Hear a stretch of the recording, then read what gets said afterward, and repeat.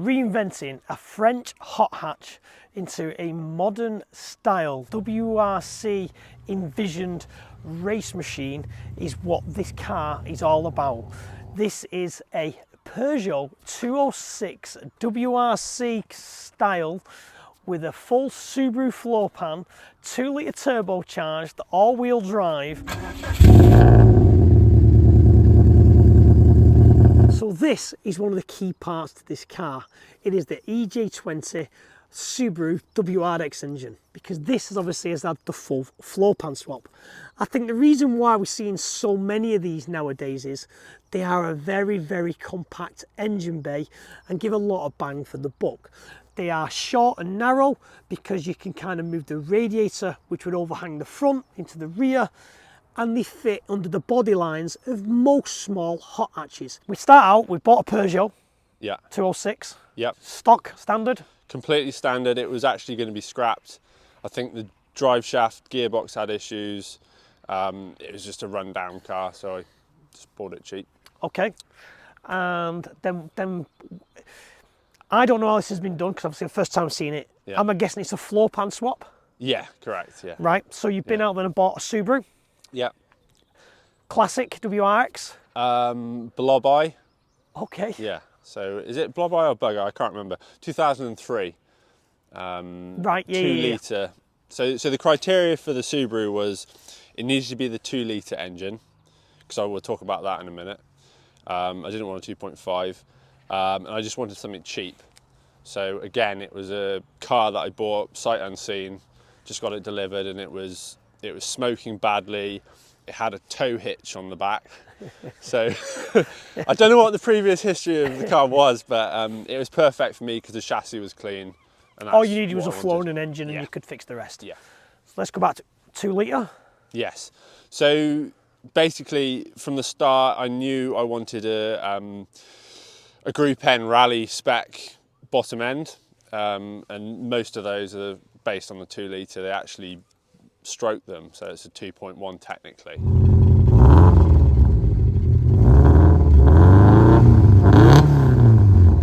Yeah, I'm happy. Let's Happy? go. Let's go, mate. Yeah, I don't drive this often enough. I wish I would drive it more. That's of all the cars, isn't it? We all plan on using them all the time. Yeah. But we never get the time to.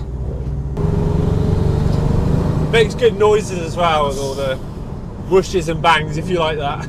It's the thing with Subarus, that's what you like with Subarus. The Boxster noise, Yeah. the dump valve noise.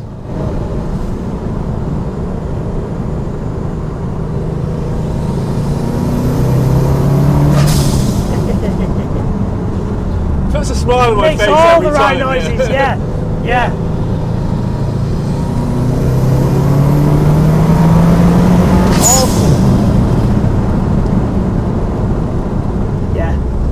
He makes the noises, doesn't it? He makes the right noises. Yeah. Which is, I think that's what Subarus are all about, the older ones. As long as the car sounds fast, it doesn't really matter, does it? Exactly, exactly, mate. I do very much regret putting the fuel pump right behind us in the car. If I'd have just gone back and put it in the tank, it would have been There is not a car much better. that I have been in that has something done to it that doesn't have a noisy pump. They're so loud. Yeah. I actually insulated it. It was like twice as worse before I did that.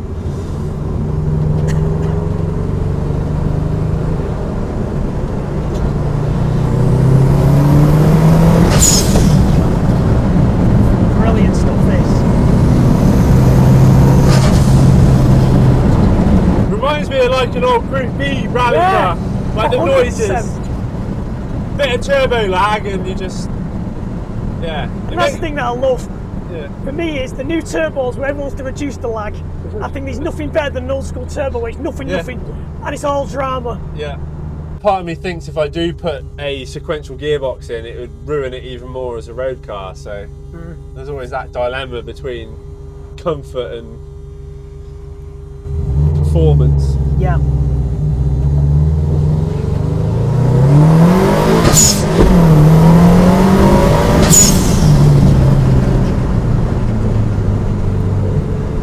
And the power it has, I think, is about as much as you can take with the standard gearbox, the 5-speed. I was going to say, I think just to have some fun on the road and a decent track car, Yeah. this is more than enough. Yeah. This is more than enough. So diving into the engine bay now, and then getting a bit more detail. Anyone who's never seen anything like this, the strut tops and all the chassis ends are Subaru. All the firewall Subaru, because you can see less of the original engine stabilizer. And then what you do is you piece in your 206. So other side of that side would have been 206, and then piece two. What this is here is Subaru. He's made this brace which goes across to hold basically the lights, the slant panel and the bumper, and then he's pieced under here to join the 206 under dash to the Subaru under dash. And then if you go in the inside, that's the inner chassis rail of the Subaru, which has then been joined to the 206. The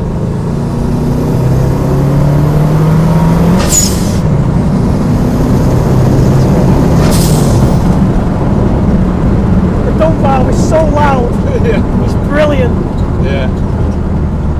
Unnecessarily loud. For me, it's a completely different story to what I thought I was going to hear. Because obviously when you're building it in your tent, Yeah. I thought it was a shop build. Right. I thought it was going to be a sole track car, Okay. but it's not. You're just doing it for a nice sunny day out and a bit of track days. Yeah, it's just a Sunday driver. Yeah. Bit of fun car. It's the complete opposite to what I thought it was going to be. Yeah, it looks more purpose built than it is. I think that's what throws people off. Yes. So basically, you've done almost everything yourself. Apart from the engine, yeah, pretty much. Now, is this in a garage? Is this in your driveway? Is this? It's in. Basically, there's a bit of like an access road to a field next to the house, and I asked the farmer, "Can I? It's never used. Can I just do a little car project on it?" And he agreed. So I built a wooden floor that could take the weight of a car, and then put a gala tent, a 6x4 gala tent on it. I know which ones you mean. And it's like the tarpaulin ones. Yeah, and it's been up, like, haven't taken it down. It's been up for 5 years now, and it's still going. I've been welding in it, grinding in it, all sorts, and it's pretty damn good. That's impressive, mate. Because, like you say, to build this in an outside tent. Yeah. Well, hence the doing servicing rally cars in the pouring rain on the side of. A bit of shelter's a bit nice. Yeah, I've been there. It's kind of a luxury in a way. Yes, it is. It is for sure. Bloody hell. Because like I say, when I first saw it, and obviously I saw some of your social medias, I thought you was more like a company. Right. And this was like your demo car type thing. Right. So I was expecting, that's why I'm driving around there going, well, where's the unit? I'm thinking, where are they? Because obviously I thought you built it in a building indoors and all that, but now I know it's been in a shed. Yeah. Well, I wouldn't even say a shed. Yeah, a tent. A tent. Yeah, yeah. Bloody hell.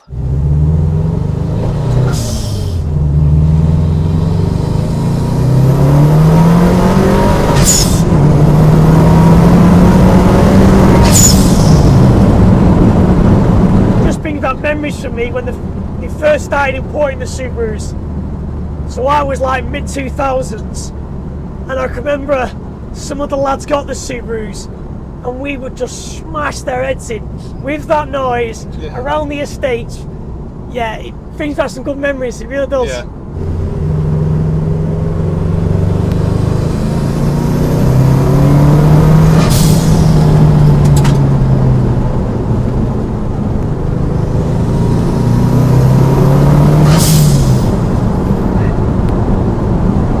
The sound, the noise, everything for me is I wish people could see that we're in the middle of Wales, the roaring countryside, the twists in this little go-kart. Yeah, doesn't get much better than this, it really doesn't. No. Like I say, there's always, for every car there's always a perfect place and the perfect road. 100%. Whatever car you're in. We've got a Subaru, we've got a 206. Yes. Did you do any planning previously? Did you do any measuring? Did you go, it's the same wheelbase, not the same wheelbase, or was it the usual, I'll just make it fit with a welder?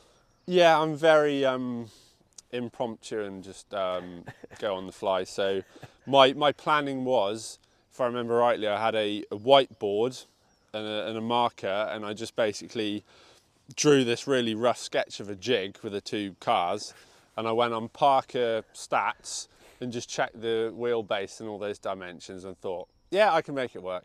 And that was it. It didn't matter what the numbers were, you were going to make it work anyway. Yeah, It's 10 foot longer. Yeah, we'll chop 6 foot out of it, who cares? Yeah, Right. yeah. I get you. Yeah. So what are the, are the dimensions that different on a Subaru to a 206? They are quite different. The main issue is the wheelbase. So the wheelbase is 80 millimeters shorter on the Peugeot. So effectively now I have the geometry of a standard WRX. So all the geometry is, all the suspension is stock Subaru essentially. Right. But it's a shorter wheelbase. So I have some Ackerman angle issues that still need to be sorted out. Okay. It's perfectly drivable, but to get it up there, it needs Dialed to be in, yeah. more testing.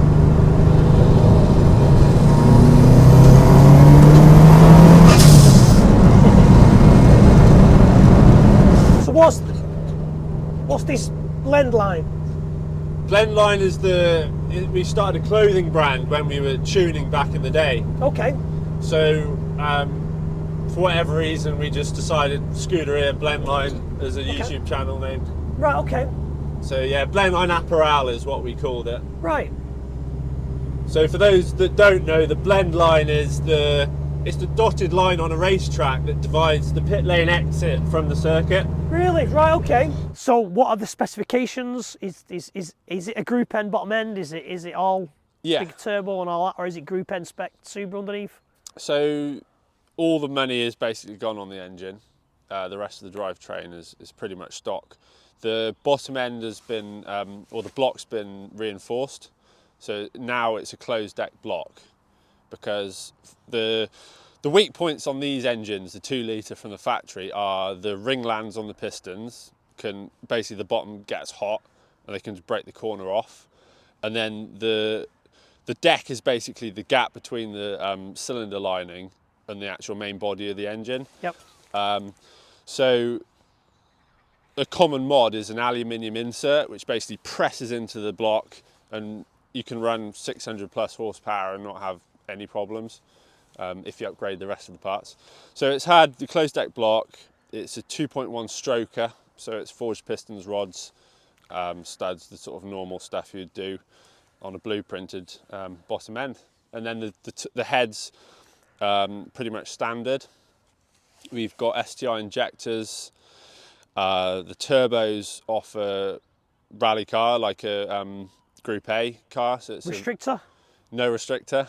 Right. So it's a VF36, so it's an IHI, what they used to run on the world cars, like Colin McRae had. So it's a hybrid turbo, essentially. Okay. So you being the rally guy, everyone would presume you'd do the 206 WRC kit, arches and what have you. Yeah. This is kind of, to my visual, more like a Fiesta with a spoiler and that type of thing, and more brash and a lot more modern WRC look than the 206 was. Where does the body start? What was the thinking? Where's it from? What's the story with that? Yeah, I think you hit the nail on the head.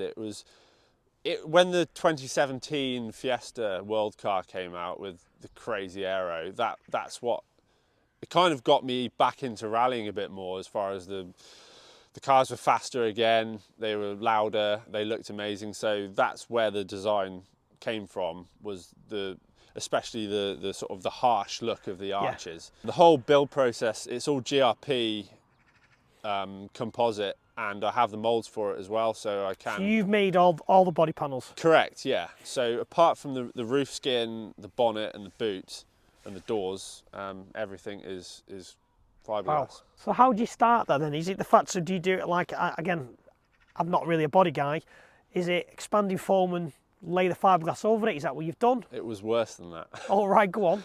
It was going down to screw fix and getting drywall filler, you know, like the plasterboard filler. Yeah. So I made a rough frame with wood and bits of scrap metal, right, and then plasterboard filler. Got it roughly somewhere where I want it, and then it was U-Pol body filler, so smooth, easy sand. Yeah. And just months of just refining it, and then eventually I could get to the point where I could pull moulds from it. Wow. Yeah. Wow. 7 months I think I spent on the I can imagine. bodywork. Yeah. I can imagine. Wow. But the beauty is I have them all in the attic, and if I nudge it. if I nudge it, I can make another one. Yeah. It's worth spending the time in the 7 months to do that, because if you nudge it and you spend 7 months just on that corner and you can't repair it, you're back messing around again, aren't you? Correct. Love it. So how long did it take from start to finish to build? I was counting the hours, and it was about 2.7k, so 2,700 hour build. And that was over the space of about 3 years. Okay. To say it's still ongoing. They always are, mate. Yeah. They're never ever done. There's always something you look at, and for me, the way I do in my cars and my builds are, my skills have got better over the years. So when I started it, I've done a job, ticked it off, and in 3 years I'll look at it and go, I can do that a bit better now. Yeah. So you're always refining and refining and refining and going back and back and back. Livery, because when I first saw this, it was in a full livery. Yeah. Why is that gone?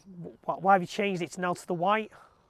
It was basically the livery was getting a bit tired, so I was actually using sign vinyl for a lot of it, and it's quite brittle, so all the edges were starting to peel up, and it wasn't the best. Okay. So instead of just redoing it, I thought, I can have a go at spraying. I've never done it before, but how hard can it be?